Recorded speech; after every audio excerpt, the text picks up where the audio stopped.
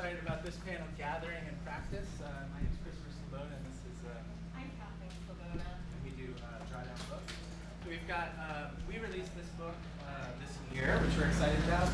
Nobody involved in this book this year, but we have 4 really awesome people that do other interesting things in terms of gathering, so we thought that would be great to hear about their practices and also the way it relates to things we think we talk about in this, not we talk about, but are in this book. So we're going to let them each introduce themselves by way of a slideshow, and then we'll have a little bit of a discussion. Good? Anything else you want to say, Kathleen? Well, first I'd like to frame the book a little bit. It really gives you tools in order to bring together creative people and think about planning gatherings as a creative process. It's by a group of designers, but it's really meant for anybody who's interested in bringing a creative element to that practice. And hopefully it gives people tangible tools that are approachable, that can break things down into step-by-step actions that they can take so they can be secure as they move through the process. And we're really interested in people who use the book to get feedback on how the tools work for them, as well as the tools that they might develop in the process of planning gatherings. But to us, you know, Drawdown has planned many book fairs as well as participated in book fairs. They're incredible spaces for gatherings. The original edition of this book was Riso-Rama published, foil bound, in an edition of 100, but we knew it was a resource that would really matter to people, so we wanted to do this edition. And we are inspired by all of the panelists that we're going to have speak today, and we're so excited for you to learn more about their practices and hear some of the tips, tools, and lessons that they've learned in terms of gathering people together. Ready? Okay. Hi, everyone. My name is Joshua Duttweiler. I am an artist, designer, researcher. I live in Austin, Texas. I'm grateful to be here, and thank you, Chris and Kathleen, for the invite. The things I'm going to kind of talk about, or I guess what's interesting to me about this title is I've always been someone who likes kind of putting people together in the same room. I find that, I just like organizing events where people are coming together and chatting, and I think I'm always someone who always wanted all my friends to be friends with my friends, and like I think we should all just get along. And there's lots of fun things that can happen when that happens. Today I'm here to talk about Riso-Rama, which is an independent publishing event in Texas. It's similar to what we're doing today, but at a very different scale, perhaps, just based on a few things I'm going to talk about. I started this with my colleague Alexandria Canchola, who also resides in Texas. We started our research, our interest in independent publication came about while looking at Chicano newspapers. So we've been digging through archives. These are papers made by activists, organizers in the 1970s across the Southwestern United States, putting together, fighting for rights for that demographic. And we were looking at these newspapers as kind of design objects, and they're really cool and interesting, and the typography is like amazing and also crazy and weird.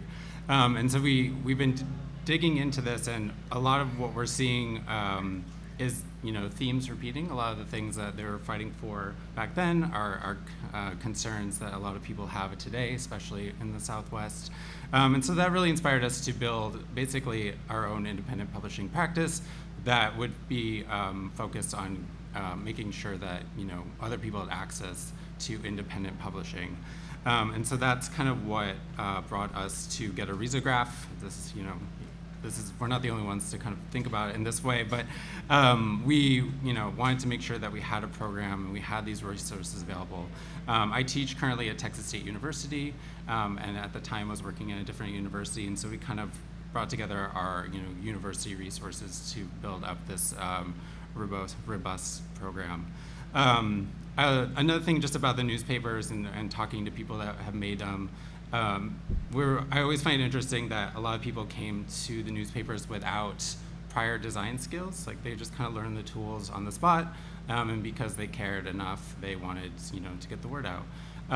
And these papers were also made almost entirely in collaboration. So just a lot of people kind of putting their skills together to make them happen. And so those are kind of the values that we bring to our space, or our project. So we're thinking about like accessibility. All of our events and things are open and available to everyone. We have now like a very formal conference symposium thing, but before that it was dragging a risograph to a local zine fest. And by dragging, I mean like using a litho press to lift it onto the back of a truck and driving it really slowly down a road that hopefully didn't have too many potholes so that it would make it there okay. Usually the Riso is fine. And that was something we did early on, and I just did it again. I forget how terrifying it is. And so, yeah, we're just like, we're kind of willing to go where the people are, which in Texas, because it's so spread out and the resources are spread out, it just becomes very important. We find that kind of showing up where the people are fosters a lot of collaboration. We've been thinking about different ways to connect kind of the different groups of people across the Southwest and also into Mexico, because that's just like another huge population and like a cultural influence that we share. And we want to make sure that, like the visitors, the attendees, our students are also kind of speaking with these different groups and in these different conversations. We really value in-person collaboration. That's why the events are in person. We're coming together to make things, and then we're also trying to make sure that students or whoever's making has an opportunity to share the things that they care about. So you can see this is a little bit about the community that we're fostering. Very often we're bringing people in to come down to our symposium. We've had Sara out of Mexico City come one year as our keynote speaker. We've had Secret Riso Club, who's here today. They came one year, and last year Riso-Rama out of Albuquerque, New Mexico was able to join us. And those are typically the keynotes, and then we're able to invite lots of others as like panelists or workshop givers. And it's, just a really fun couple days, typically with like, 100 people kind of coming together and making and doing some really cool stuff. That has provided really other interesting opportunities. We now take students to Mexico City to do a risograph with the same people that we've been able to invite to us in Texas as well. And then I think last thing that is a newer value, it's certainly built into our like original mantra of the work, is solidarity. Working in a state where you can't say the word diversity too loudly. And it's, we are looking now for ways, spaces where people can kind of be safe and share the same ideas that they were hoping to before. And then kind of in the vein of like going to the places where people are, we now have an archive of work that people have submitted to the symposium over the years. And so we're looking for new ways to kind of reshare that work.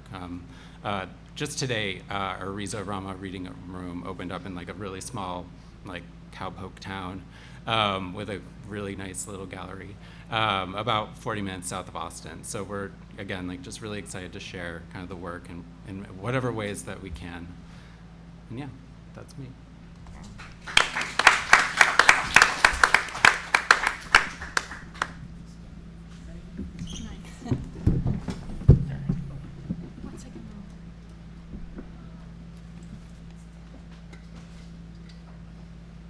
Well, while that's coming up, there it is.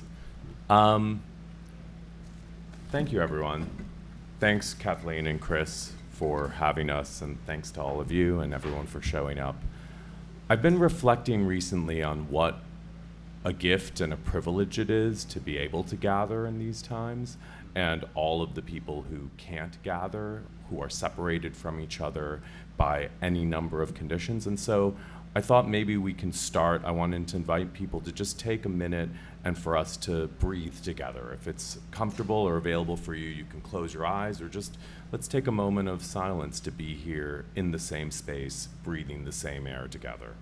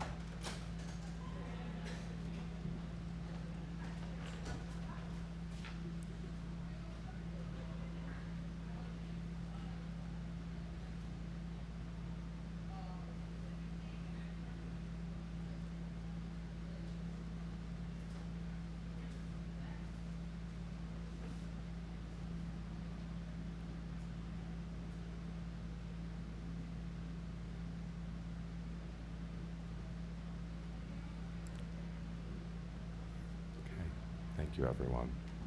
So, I run something called Department of Transformation, together with a number of other people. Department of Transformation is an organization that brings together artists, therapists, people in community building, scientists, and all kinds of other boundary-crossing people. Our goal is to try to develop experimental methods for how the arts can be healing and connecting. And in particular, I think that connection is something that is ever more necessary at different scales. Connecting with oneself. For example, even just what we did, breathing together, is a way to connect with oneself. But then also connecting with other people. Now, one of the things I've been thinking a lot about is, some people say, like how many people here would say that they're good with people? Like some people. Now, I want to say something. I think when I grew up, it seemed like people were either good with people or not. And I realized at some point more recently, it's a learned skill. Like everything else in the world, being able to communicate with other people is something that you learn, whether it's from your parents, whether it's from your community, whether it's from your friends or where you grew up. And the point is, I think many people take this as something innate, when in fact, there are tools that we can learn that can help us to connect. For example, I often say, my name is Prem, and it's pronounced like frame, and it has a P, and it means love. Now, I have that as a mnemonic and as a physical exercise because it makes it easy for other people to remember my name. But when I do that, I then often say to people, what's your name? And try to ask them where their name came from, what it means, why they're named in the way they are, or anything else that will help me to remember their name. Now, this may seem like a simple, basic thing, but it's part of my daily practice, which is to try to know the name of every person whom I encounter, regardless in what situation. So why do I bring this up? Because it's a tool. It's a simple method that I use to try to connect with other people and to have a more meaningful encounter with them. And it's something that this is what the toolkit for gathering is, but what Department of Transformation is interested in is how can these skills be brought into different contexts, and how can we work with others, both within and outside of the arts, to develop new methods that build on what we already know. For example, one of the places in which I think this can really happen is in art and design schools. I believe that artists are people who are innovating in social relations, in the way that we might live. And to go into art and design schools and teach tools for collaboration, conflict, co-creation, and to show that they are themselves artistic tools, creative tools, is something that I believe is a way to start to change how the creative people in our contexts and communities are thinking about themselves and their work. It's something that we've also been doing over the last several years with museums and institutions, because there's something, for many years, museums, I believe, saw their role as making exhibitions and programs that people had to come to. Now, I think that one of the things that a museum can do, again, is not just put something on view, but actually create ways for people to connect around that. So, for example, what does it mean if in a gallery exhibition you have a floral arranging workshop that allows you to both think about the work but also meet others? What does it mean within an exhibition to also have a yoga or a mindfulness class that, again, not only is a way to connect with yourself, but also with the art and others? Now, many of the things that museums and institutions that I see them doing are, like what we're doing right now, a panel discussion. There's nothing wrong with that per se, but I think an opportunity is lost because this is a one-directional thing. It's something that we can do on Zoom. It's something we can do with a video. It's something we can do with a podcast. But the actual power in this room is between all of you, especially the people who don't know each other. And through this space, I mean, Adrienne Marie Brown, the organizer and writer, she says, in every room, there is a conversation that can only happen in that room. Your job is to find it. And so when working with museums and institutions, one of the things that Department of Transformation tries to do is take these established formats and make them weirder, and say, what can you do if you play with them, if you create a space where experimentation allows people to open up? And this also happens through exhibitions and programs, sometimes at a large scale, sometimes in a way that's very participatory, and I should mention, often through karaoke. If I'd had a little more time here, in fact, I almost thought this morning, I said, I've got 5 to 7 minutes, maybe I should actually just sing a song. I mean, and maybe that could still happen, who knows? But it's something that, again, a format that is known, a conference, a symposium, a way of being together, introducing an element that's unexpected, like song, is something that opens people up to different ways of working. And I'll just mention, last night we opened an exhibition in Lower Manhattan on Canal Street.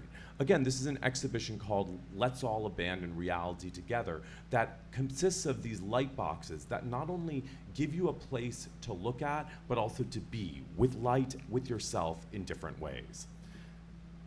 The final part of what we do, and this is very important, is to take the different tools and methods that we've been developing with others and to make them available.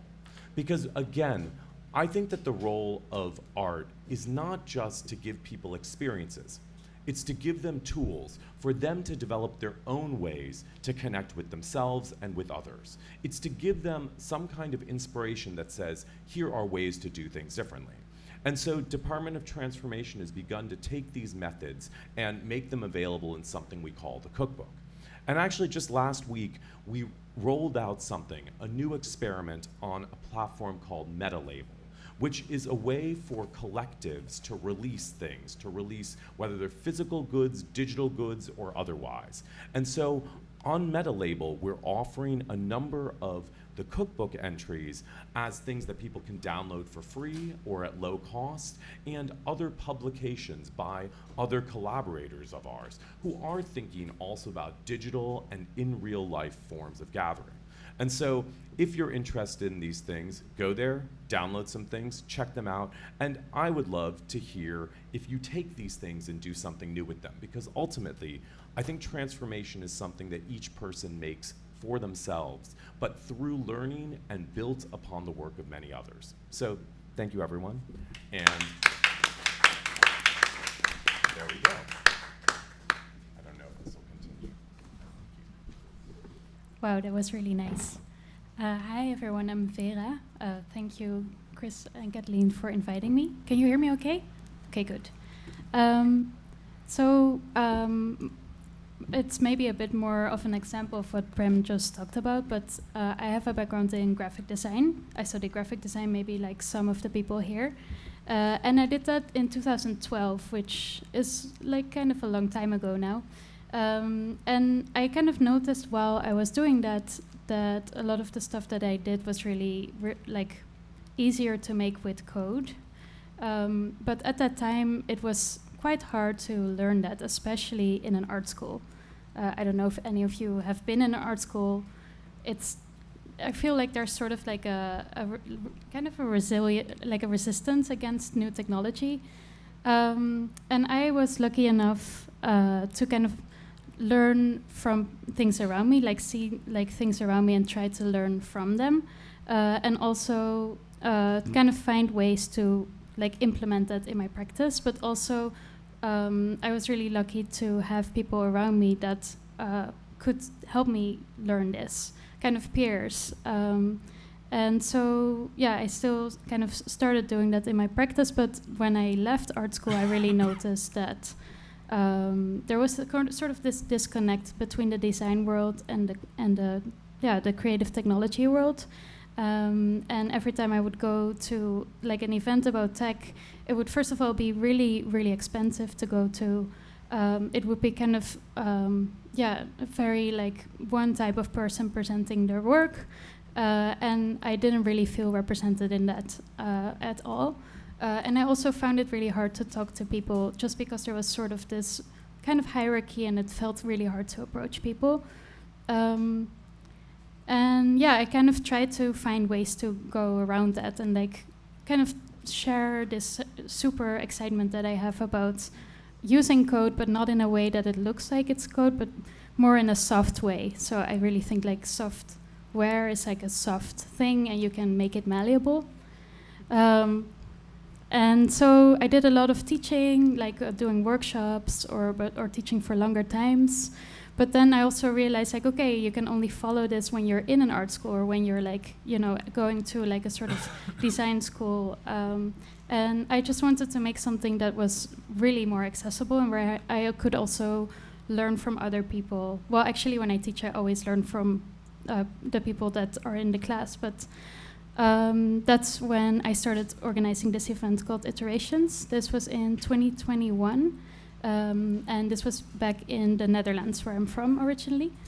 And the whole idea of that was, okay, well, I want to talk about creative coding, which I think now, who doesn't know what creative coding is?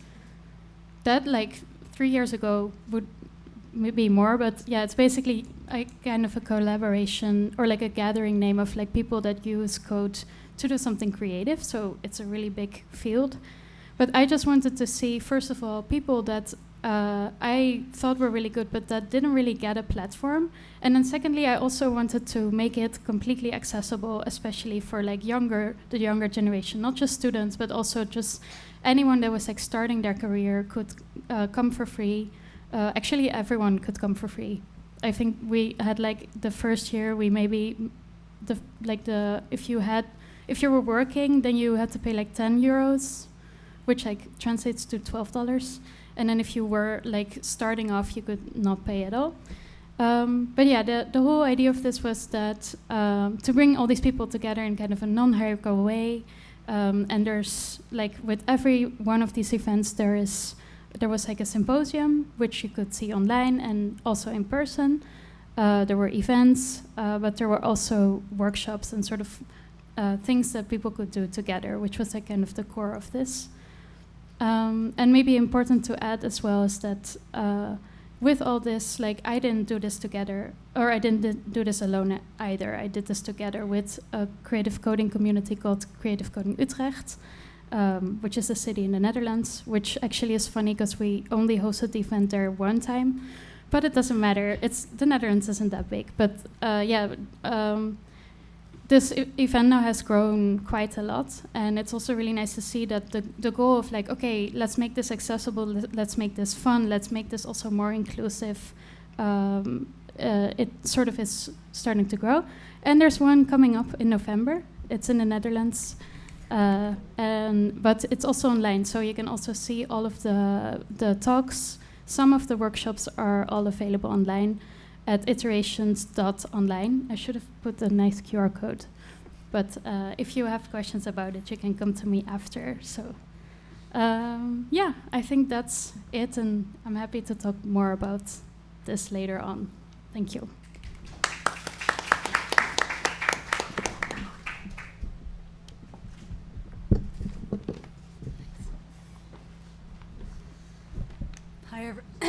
Hi everyone. I'm Narissa Cooney, and I'm a co-founder and co-director of ULISES, and I just wanted to shout out Kayla Rumberger and Ricky Yanis, who are also here as part of ULISES. Kayla does lots of our book research and ordering, and Ricky wears many hats, but it's an amazing community organizer and sort of the life of our shop. But it's hard for us to do things individually, so I just need them close by. But I'm just going to talk a little bit about my introduction to creating space and spaces for gathering, and how it became part of my practice. I feel like I didn't know that it was part of my practice, and then many years later, I was like, oh, okay, this is what I do.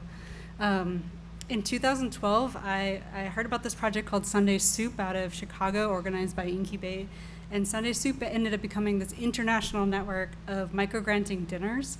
Attendees donated $10 to $20. They got a dinner cooked by a volunteer chef, and listened to creative community-based projects and voted on the one that they liked the best. And then someone walked away with all of that money that we picked up at the door. And a version that we were doing later on, I mean, people were walking away with $1,200. So it was significant amount to sort of launch a small project. But while learning about this, I came across a paper of one of Incubate's founders, and it references collective HaHa, which in 1992 built a hydroponic garden in a storefront in Chicago that grew sort of leafy vegetables, and it was in response to the AIDS crisis. And the garden, called Flood, was a meeting space and a space for sharing information, and it closed in 1995, but because of their efforts in organizing, it led to the sort of opening of a facility in the same neighborhood that had a food pantry, an alternative high school, a community center, and like a larger meeting space for that community. And the HaHa collective is like 20 or 30 people. And this project and HaHa's collective sort of perspective on collaborative work really sort of opened up something in my head, and it really changed the way I started thinking about like design and art and space and gathering. And I was like, oh my gosh, it can do so much stuff. Like, it's not just like a shop. I was starting to think like, oh, I have this space, like it could do a lot more. So just like inviting more people in and doing more things with them. Some of those things included sort of our own Sunday soup project, which was called Feast Mass, because it was in Massachusetts. And we opened a creative community space, so it was like an actual just like space where people could come in and work, but then really just give it away to anyone that wanted to do something. So it was like, I don't know, it had many different lives. And then there was another project called Public Kitchen that asked what if neighborhoods had public kitchens like we have public libraries. We built a mobile kitchen, we brought it around to different neighborhoods, and sort of, as Prem was saying, I think like it's, Frame. That it's important to sort of try to document what you're doing, and so we made a series of like publications and things that could go to the people that participated, and as well just sort of help distribute information about how you can do your own version and expand and make it better and all these other things, which I think this Toolkit book does well. But it eventually led to opening ULISES in 2016, and there's a group of 5 of us that came together, and it was a mutual interest in artist books and book spaces and just bringing community together. But we weren't friends, and we had this just general understanding of work and sort of what ended up becoming our system, which we called like effortocracy. Like if you put in the effort, it'll work. But it came natural to us to sort of like operate with these different frameworks, and like we had to come up with these in order to allow us to have the freedom to experiment and just sort of be really loose with things. So we like gave ourselves these structures. It was a quarterly, which intended to imagine the space as a sort of manifestation of a quarterly magazine. Publishing as Practice, which was a 3-part publishing residency with hardworking, good-looking Martine Sims and Badoon. Commodities, which was with Camila Janan Rashid, Ken Lum, and Candice Lynn, which we published artist multiples, like fish seltzer. Very difficult to make, and not for everyone's palate, but it was a really fun.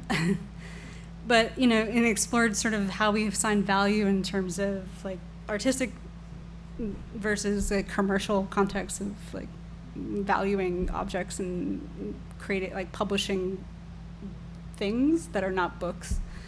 But we've always aimed to have this kind of conceptual rigor that's like what comes with a formal institution, but with like the care and flexibility of this extra institutionality. And I feel like that's where we are, and I feel like that's actually why it's difficult for sometimes to think about like, oh, do we want to grow? We talk about it all the time, but it's like you want to lose that like outsideness that allows you to have the care and the flexibility and the things that we value so much about like the gathering that can just be like, oh, you want to do this? Yeah, you can come and show up.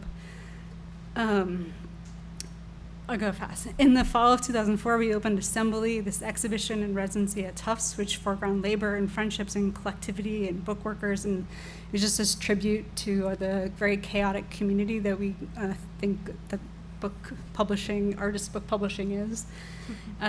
We wrote individual emails to over 1,000 book workers, asking them what they do. Kayla wrote many of those emails. I was echoing this call by Ulysses Carrion, who in 1975 opened his shop and did a similar thing by mail.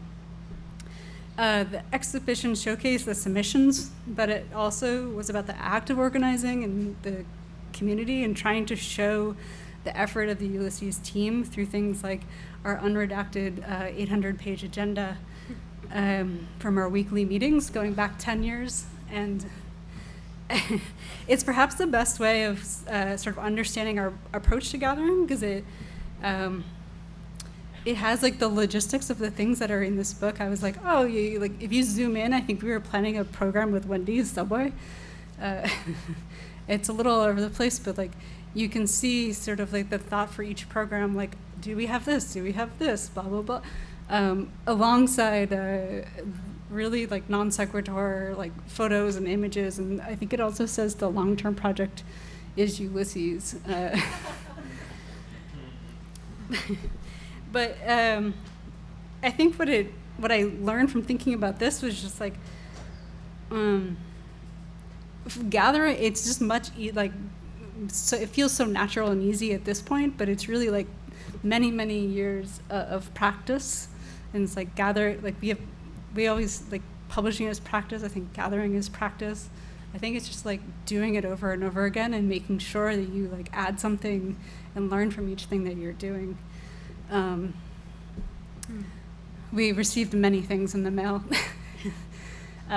thousands of objects, but I'll end just saying that like doing the assembly, and it started thinking for me like how do we gather through objects and gather across time, and just also about like unfinished gatherings, like how are gatherings, is it okay if it's like incomplete or there's not like a polished outcome, or it's not as like here's the thing we made that can show you how to make your own version of it, because it's not actually that solid of a concept here. Like, so we're gonna actually reassemble some of Assembly this winter in our space in Philadelphia, but we are actively trying to figure out what it looks like to reassemble.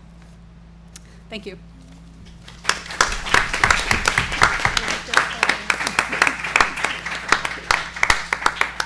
Can you advance 2 slides? So those are our panelists. So we have a couple of questions for all or any of them, a couple of questions for maybe some specific ones, and maybe a few other questions. We'll see what we have for time. Our first question is about default, and Prem, you talked about this a little bit earlier. In A Toolkit for Gathering, this book critiques default formats like conferences and residencies, pointing out that they rarely take full advantage of being together. In your own work, where have you seen these defaults hold people back from connection or creativity? And how do you go about dismantling them without losing any sense of structure? So if this is for any or all of you who might want to speak to this in your own work.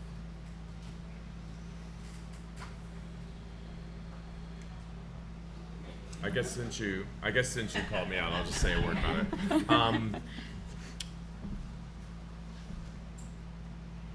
Well, one thing is that I think for myself, it's often not about throwing the baby out with the bathwater, as it were. I mean, there are ways and conventions of gathering together that, for better or for worse, are part of different cultural forms, and they're things that we know.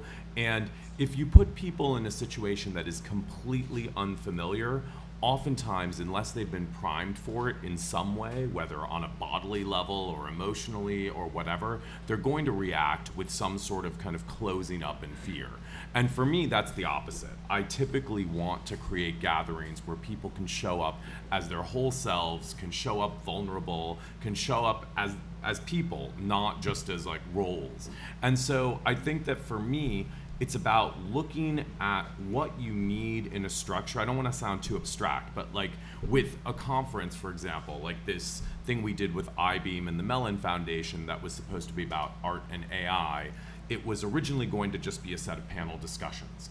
And we thought that that was not going to take full advantage of the group there. So instead, what we did is we kept a panel discussion at the end, and we also, but what we did was we tweaked the format to have a game, a question asking game called Ask, in which people had pre-submitted questions art and AI. They could ask them of each other and then have smaller scale conversations, then come back into the discussion with a different frame. And so again, it took certain aspects that already existed, but it tried to move them around to maximize connection between people.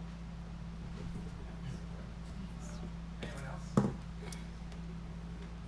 else? I would say, in my experience in Texas, like the defaults of like an art book fair is actually pretty fresh and new. I feel like here it seems like something that happens all the time. And so we're kind of introducing this idea. I think there's also something very, in a lot of ways, we have been holding them mostly at an institution in which I was like, we're able to use their funds to produce something like this, which was not necessarily or could not necessarily be approved by the institution. We're bringing in zines and artwork and putting them on walls that could potentially, someone could be offended for whatever reason within the system or the government. So I think in that ways we're creating the space within like an institution that maybe is not super friendly for that. And then also within Riso-Rama, we're, as mentioned, we're really interested in kind of like disseminating the ideas and the work as far as like we're humanly possible. So again, like dragging that Riso to a new space, taking the work to a small town, like a lot of that just kind of making it appear in front of people, I think is part of what makes it more approachable. Yeah. Next, can you go to the next slide? Our next question is about open time. Kathleen, are we good at planning in open time on anything we do? No, and wait, before you get to the questions, I want to be sure that we hold some time for questions from the audience, because I don't think with Prem's like sort of conversation about how we can have these unique conversations, that this panel would really sort of be at its apex or be what it could be if we don't have some voices from the audience as part of this discussion. So after we address So you're this, trying to build in some open time. I would like to build some open time. I will say Christopher and I are often very ambitious, and one of the tools that Rachel Berger talks about is building spare time, open time into events, and it can be very hard when you want to include a lot of things, include a lot of people, a lot of voices, and it's a reminder that we've tried to make. And sometimes in the moment we decide there needs to be more space. Yeah, exactly. So we love that this book talks about this idea of open time if you're planning an event, and the book stresses the importance of leaving some open time in a schedule, which can be just as valuable as content sessions, this content session. So why is it so difficult to defend unscheduled time in cultural programming, and what strategies have any of you used to protect openness when institution or audiences expect a very packed agenda? I wonder if anyone here can speak to open time. I can speak to that. Wait, a little bit. So I don't know if this works for everyone, but I really like to have something to do. Maybe that's why like open time is so difficult. And so something that really worked for us in the past few years is that you have like unscheduled time where there's like multiple like kind of small things to do. Like there's a place where you can like write a shader, but you don't really have to. Like it's not like a performance where you have to pay attention, but it's more just kind of there. And you just kind of have a few of those, and it's almost like a watering hole, because if you're like a little bit awkward, sometimes like I'm a little bit awkward sometimes, and I just like standing around and be like, oh, what if you change that to that? And you sort of strike up a conversation. I'm actually not sure if that counts as open time though, because it is doing something, but it's like, here's like sort of a playground with like people demoing their work, and you can kind of choose to engage or choose to do something else with your time. So, yeah. Any other Medium takers open on time. Keep going. Yeah, our next slide has to do with nothing. So this book suggests that a gathering can be productive even if nothing tangible is produced. If people leave feeling restored, inspired, connected, how do you guys feel after doing this? Hopefully one of those. How do you participants that these intangible outcomes matter. To any of you, have you ever had to defend the value of nothing as an outcome of some type of event you were organizing or part of?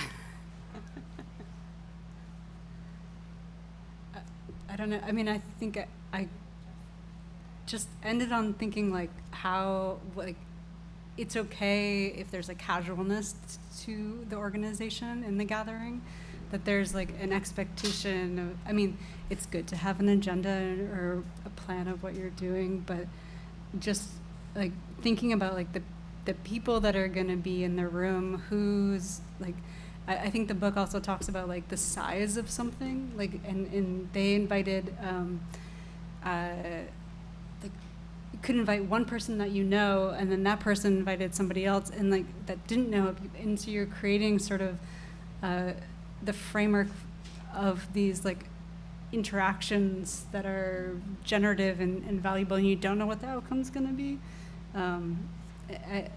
I don't, in terms of defending it to like funders and institutions, I mean, we have to defend like ULISES to when we try to get like funding to keep the shop open, and we're like, this is everything that we've done in the past year, and this is everything that we are going to be doing, and they're kind of like, and how many people did it bring in? Or like, you know, how many books did you sell? And like, what was how much did you sell them for? And did you sell those like fish seltzers that you made? And like, what was the, which we sold for $2.50. So, you know, I think, and they were like, okay, like, I don't know if that's gonna work for us. And I think it actually, you know, sometimes you have to look elsewhere if you can't convince a funder. Okay, next slide. So our next one, speaking of karaoke, is discomfort. There's a chapter in this book on comfort and challenge. The authors describe the need for both. Participants should feel safe enough to take risks, but not so comfortable that they disengage. I feel nervous anytime he brings up karaoke. How do you design conditions where discomfort becomes productive rather than alienating? And have you seen this balance tip too far in either direction? Prem or anybody else? Any thoughts on discomfort? Sure. I am trying a new way to frame karaoke because, yeah, again, if you come to a Department of Transformation event, 9 times out of 10, or at least 8 out of 10, there might, especially if I'm facilitating it, there would probably be karaoke. But I'm trying a new thing, which is that at the very beginning, I tell people, I give them a kind of like trigger warning and tell them that there's going to be karaoke later, but also frame for them that doing karaoke doesn't mean singing. That karaoke, you can be great at karaoke by cheering other people on. You can be great at karaoke by sitting quietly in the corner, because actually everybody in the room is needed for karaoke. Otherwise, you just have a person singing in the mirror. And so I try to both like invite people into something that might be uncomfortable or produce discomfort, but also give them a way out. And I think that if people see other people doing something uncomfortable to them, but they feel safe enough, they might actually jump in and start singing along at some point.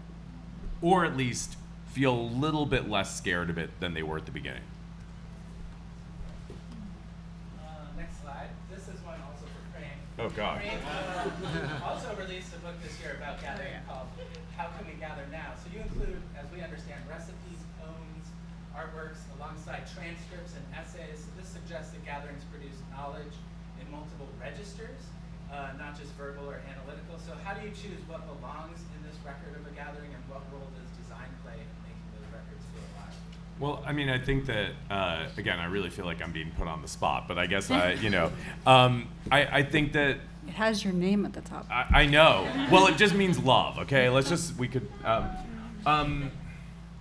For sure, I think that there are a couple of people who were there at that. I think that making sure that, as you say, it like treats the body as importantly as it does the mind or the discursive, giving people different modes. But again, I think that not everyone wants to get up and do karaoke.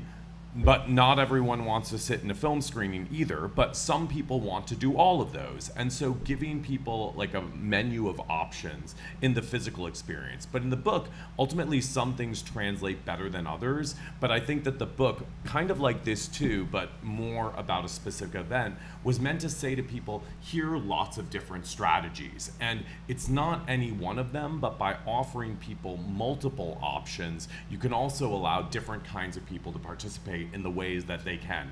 Like after one of the things that I did around participation, my father, who was there, stood up and he said, well, he didn't stand up, but he sat down and he said, you know what I learned today? Sleeping can be participating as well. And I was like, good for you, yes. Next one's for Vera. Vera, iteration frames collaboration itself as iterative, experimental, and never quite finished. How do you invite participants into a process that can be deliberately incomplete? And what happens when people expect closure or sort of a polished outcome and it isn't actually the same? That's a great question. We just kind of do it and then hope that people show up. But I guess like if you write code, it's just a part of that. Like if you write code, if you ever have made a website, it's never finished. Like your client is always going to email you a year later and they're like, hey, can you add this button? Or, you know, you can sort of always iterate on it. And there's a beauty in that as well. Like something doesn't have to be finished to be interesting and to tell a story. And I think I really care about work like that is more like in process and like seeing the process behind something. To me, it's much more interesting than seeing like the polished end result. And I think there is an interest in that, and people, kind of come for that. And it varies a bit, like the people that we invite, like how open they are to presenting like that. But we do get a lot of people that are just like, hey, I had this idea and I'm like working on it, and I like seeing that a little bit. So we just kind of do it and hope that it works out. And sometimes the projects aren't like fully finished, but they're the best things I've ever seen. So, yeah. Great. Yeah. Next slide is for Joshua. Riso-Rama seems to function as both a production workshop and a social hub where the machine and community are equally important. What have you learned about the material processes, paper jams, meetings, accidents that actually shape the social energy? Like go back. Sorry. I like this question. I like the way you're thinking about it. Because I think we kind of, similar to what Vera was saying, we just kind of do it. And so every iteration is a little bit different. We fix the old mistakes. We find new ones and how it's built. We're kind of constantly experimenting with the form. I think the people that come, both the attendees and kind of the people that are involved in the programming, each bring a lot of their own kind of influence, and so we also try to give them space so that when they're leading their workshop, giving their talk, it really kind of sets the tone. Each year we've actually kind of set a theme, usually almost in like after we've curated the people that we wanted to talk, we're like, what do these people all have in common, and how do we kind of like loosely embed that into kind of our time together. I don't know, maybe we should do it the other way around, but I think it's really nice in that kind of just like letting it kind of flow and then kind of building up around them. And I think the Riso itself is like kind of this unique, every time you use it, like something different's going to come out, good and bad. And so I think we enjoy working in that space. We have one more targeted question, and then Kathleen's next to me. I have to leave time for questions. But Kathleen, why don't you read this question for Riso? With Ulysses, you treated the bookstore not just as a retail space, but as a gathering site. And you're curious, how do you turn the solitary act of reading into something collective? What does it mean for you to frame publishing itself as social practice and rather than just distribution? I feel like this is not like a 1 minute answer, No, but this is like an essay, I believe. I mean, I don't have an answer. I think it's just like when I was saying we use the space like to give to other people, and I think like turning it over and seeing, engaging with people who are also thinking about publishing in expansive ways and giving the space to others to sort of see what comes out of that, that is like enough. But I'm going to cede the rest of the time, so I don't know if there's a question. Yeah, so we can open up for questions if we want. We also have questions you can read on the slide. If you don't have your own questions, we have them for you. But Kathleen, is there? But I did think it was important. I felt that was a call to action when Prem was talking, that we could have a conversation here. And I know many people are gathered here who might have traveled a great distance. We also have panelists who've traveled a great distance to be here. So it's really a unique moment. It's one of the things about gathering in person that's so precious. It's like we'll never talk. I don't think we'll ever all be together in this room. So if you have a question for any of our panelists or want to talk about something you've observed in gathering people together, I just wanted to welcome your voice down too. And I know it's a lot of pressure. Yes. I'll kick it off. Hi. Thank you for your thoughts. Have you ever worked together, the panelists? Did you meet before this event? How did you gather this group? So a question for the moderators. A question for them or for you as well? Or what are possible connections you could make? We'll blame drawdown. So I would say the panelists are all graphic designers, so there's a strong graphic design thread. These are all fantastic people that we've met and whose practices we've admired. And they've come from different points intersected with our practice. I think we were residents in Texas. I've known Prem since I was in college, and his Department of Transformation is key. He also ran a gallery here in New York for many years and has a tremendous design practice. And online during COVID, he gathered many people together during a time of crisis and invigorated that space with joy. So I've just been incredibly touched by, I think, his contributions and to the scholarship around the act of gathering. So I think we've come like close friends, new friends, people we've met. When we were thinking about this panel, we couldn't bring Rachel, she wasn't able to attend, and none of the conveners who contributed to the book were here. But we thought it would be interesting to bring people who are just doing interesting sorts of gatherings to converse with each other. One of the things about planning a book fair is that you bring people together and you hope that these unexpected pollinations happen, whether it's people who are visiting with exhibitors or exhibitors talking with other exhibitors. It's the unplanned things that are so wonderful, and that's really what we love about the toolkit, is that it gives structure but allows for this fluidity that is so powerful. So we were curious about what having 4 panelists who really don't know each other show up and sort of talk about the practices. It should be interesting for what you as audience take away, what things resonate with you. And hopefully by having like a vocalization from many different facets of the design community, there's something for everyone. And I think in gathering together, that's something to think about. Like, what do people bring that's different to the table? Because, there's not a one-size-fits-all thing. And that's also why scalable, like small gatherings are so precious. Large gatherings like this can be tremendous just because of the scale that they're able to have. That's just a little bit.